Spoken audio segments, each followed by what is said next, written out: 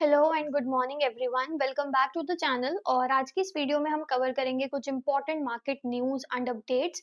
So let's start and discuss the news in detail.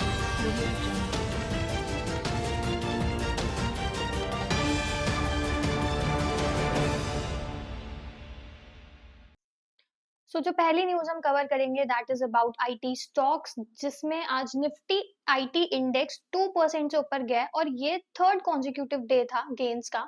Last 3 sessions में अगर हम देखें तो नियरली 5% का जंप देखने को मिला है एंड ये rally mainly India US trade deal optimism और यूएस गवर्नमेंट शटडाउन के एंड के एक्सपेक्टेशंस की वजह से ड्रिवन है। अगर हम बात करें मेन गेनिंग कंपनीज का, तो टेक महिंद्रा नियरली 3% सर्च किया है, followed by LTI, Mindtree and Mphasis जो कि अराउंड 1 to 3% जंप करी है। And heavy weights like TCS, Infosys, HCL Tech वो भी अराउंड 1 to 3% तक जंप किया। नो अकॉर्डिंग टू एनालिस्ट ये जो सेंटिमेंट है ये काफी ज्यादा इंप्रूव हुआ है, क्योंकि ट्रेड डील से एक्सपोर्ट्स और यूएस टेक स्पेंडिंग दोनों ही बूस्ट हो सकती है, जो कि इंडियन आईटी फर्म्स के लिए काफी ज्यादा इंपॉर्टेंट और क्रूशियल है, that derive a large chunk of their revenue from the US. And adding to the tailwind, जो US Congress it is moving to end the 42-day government shutdown, while the markets also price in a possible Fed rate cut in December. So all of this is supporting the risk on sentiment. So simple terms में हम बोल सकते हैं कि policy optimism, easing the macro worries and strong global cues के mix की वजह से IT सेक्टर को इस वीक काफी अच्छा बूस्ट मिला है। नेक्स्ट बात करते हैं अडानी एंटरप्राइजेस के बारे में, जहां पर उसका स्टॉक मोर देन 4% तक जंप किया है और ये कंपनी का बिगेस्ट सिंगल डे गेन था सिंस में, आफ्टर द कंपनी अनाउंस्ड एक काफी बड़ा rights issue of around 24,930 crore. ये एक लार्जेस्ट फंड रेजिंग कंपनी की रही है after the FPO got scrapped in 2023। तो इस इशू का जो प्राइस है वो 1800 पर शेयर है, which is a 24% discount to the previous closing price, जो कि इसको एग्जिस्टिंग शेयर होल्डर्स के लिए काफी अच्छी डील बनाता है। ऑफर 25 नवंबर से ओपन होगा और क्लोज होगा अराउंड दिसंबर 10th को in a ratio of 3 rights share for every 25 held. अब मेन पॉइंट ये है कि ये जो फंड्स हैं इनको यूज किया जाएगा बैलेंस शीट को स्ट्रेंथन करने के लिए और ग्रोथ को सपोर्ट करने के लिए, जो कि कंपनी प्लान कर रही है एयरपोर्ट्स, रोड्स और न्यू एनर्जी बिजनेसेस में। सीएफओ रॉबी सिंह ने मेंशन किया है कि इसका एक पार्ट यूज करा जाएगा towards converting the share holder loans into the equity, जिससे कि डेट रिड्यूस हो, and while the rest will be used for the expansion projects. Also FY26 के लिए कंपनी ने ऑलरेडी 36,000 करोड़ का केपेक्स प्लान अनाउंस किया है, जिसमें मेजर फोकस कंपनी का एयरपोर्ट्स, रोड्स और अडानी न्यू इंडस्ट्रीज पर है। सो ओवरऑल ये राइट इशू सिग्नल करता है कि अडानी ग्रुप अपने नेक्स्ट फेज ऑफ इंफ्रा और क्लीन एनर्जी ग्रोथ के लिए काफी एग्रेसिवली प्रिपेयर कर रहा है, विच explains the strong market reaction today. Now let's move to the next news, which is about Tata Motors, जहां पर we can see कि टाटा मोटर कमर्शियल व्हीकल का जो बिजनेस है वो एनएससी पर लिस्ट हुआ वेंसडे को 335 रुपीज पर, जो कि 28% प्रीमियम है, मतलब 28% ऊपर है डिस्कवर्ड प्राइस से। एंड इसके साथ जो डीमर्जर था पैसेंजर व्हीकल्स के साथ वो भी कंप्लीट हुआ। तो अब मेन स्ट्रक्चर ये है कि टाटा मोटर पैसेंजर और ईवी बिजनेस को देखेगा और Tata Motors commercial vehicle businesses के लिए। और ये डीमर्जर इसलिए इंपॉर्टेंट है और इसलिए मैटर करता है क्योंकि इससे पैसेंजर व्हीकल एंड ईवी, जो कि कंपनी के काफी फास्ट ग्रोइंग सेगमेंट हैं, वो अलग हो गए हैं और stable cash generating CV business अलग हो गया है।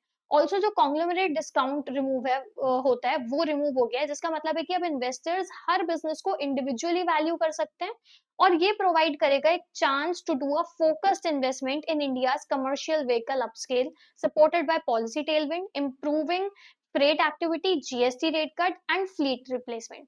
कमर्शियल व्हीकल की परफॉर्मेंस देखें तो अक्टूबर में CV sales 10% year on year growth करा है, domestic sales 7%, exports 56%।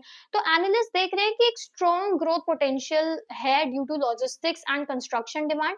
Passenger vehicle के स्टॉक में देखें तो वो स्लाइटली डाउन था, but overall they have gained 1% since demerger adjustment.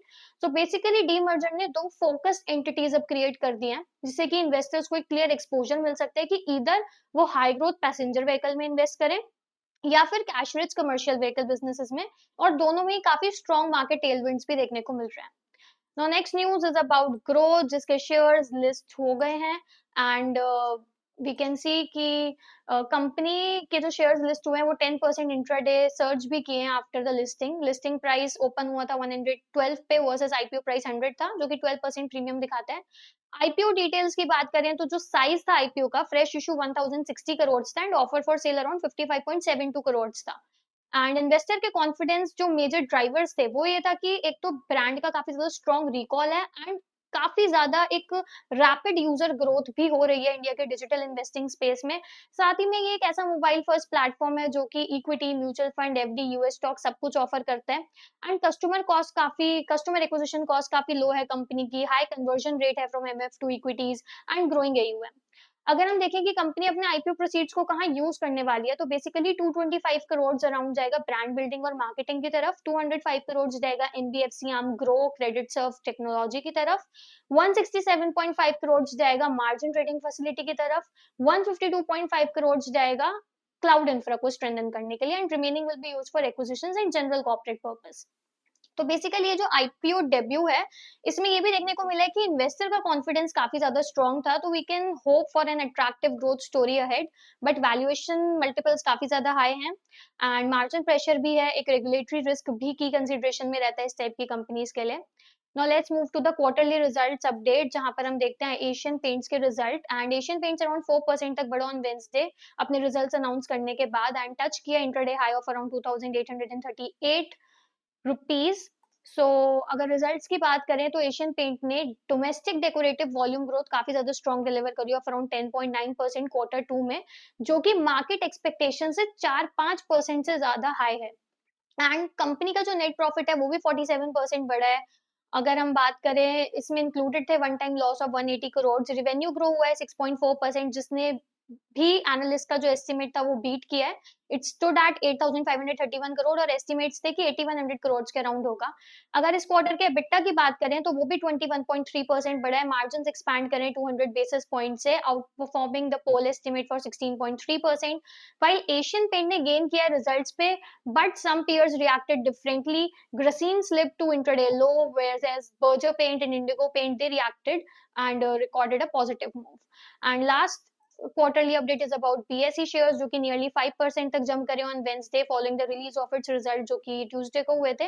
Stock open हुआ around 2770 on the NSE against the previous close of 2644 and BSE ने जो अपने results दिखाए हैं उसमें 61% ईयर ऑन ईयर इंक्रीज है नेट प्रॉफिट में for the September quarter and revenue from operations भी अराउंड 44% बढ़ा है। फर्स्ट हाफ की अगर बात करें तो कंपनी के नेट इंटरेस्ट मार्जिन 50% पे थे and investment income stable रही है at 65 crores, nearly flat compared to 65 crores as we saw in the corresponding quarter of the last year. and अगर quarterly performance की बात करें तो quarterly performance हम overall बोल सकते हैं कि काफी ज्यादा strong रही है and जो जिसने reinforce करा है BSE की market standing को with its share up nearly 55% year to date, significantly outperforming Nifty 50 and which has risen around 9% in the same period. So over the past year भी BSE के shares around 80% तक surge किए हैं with an 52-week high of 3030 in June 2025. And now let's move to the summary of all the news जो भी हमने आज की वीडियो में कवर करी। तो सबसे पहले हमने देखा कि IT shares gain हुए and there were multiple reasons. Adani enterprises का शेयर मूव हुआ है because of mega right issue.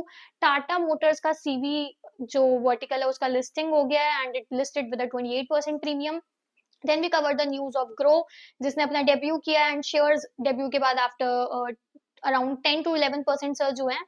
And then we covered two quarterly results of Asian Paints and BSE.